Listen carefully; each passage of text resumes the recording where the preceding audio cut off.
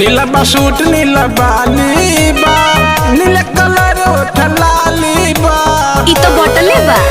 अच्छा सुनो नीला बा सूट नीला बाली बा नीला कलर उठलाली बा तो हम करिला बनाई बुझो प्रीत के।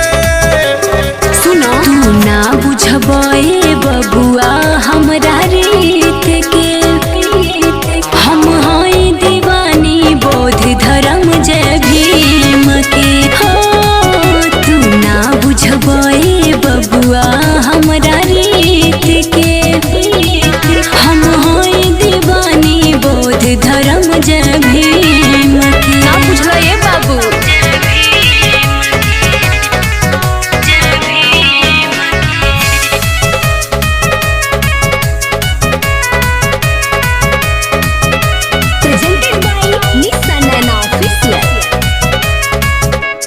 बुझतानी भीमवादी हऊ काहे भागतारू दूर एतना।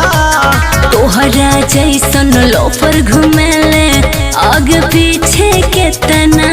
तनी कम बोलो त तोहार का करेजा फाटता। बुझतानी भीमवादी हऊ काहे भागतारू दूर एतना। अरे जा तोहरा जैसन लोफर घुमेले आगे पीछे केतना। बोला दिल मत पता कवन तीन के। तू ना बुझबे बबुआ हमरा रीत के हम हई दीवानी बौद्ध धर्म जय भीम के हो। तू ना बुझबे बबुआ हमरा रीत के हम हई दीवानी बौद्ध धर्म जय भीम के।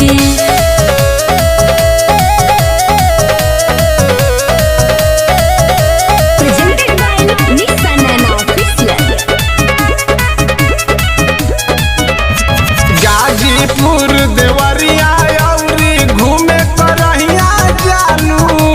धर्मेंद्र से करब शिकायत बनो तर बड़ चल तनी हद में रह। काहे कुछ कर लेबू का। गाजीपुर देवरिया अउरी घूमे करहिया जानू। धर्मेंद्र से करब शिकायत बनो तर बड़ चल। निशा लिखलन गाँव है तोरा गीत के। अब बुझ गईला ए बबुआ हमरा रे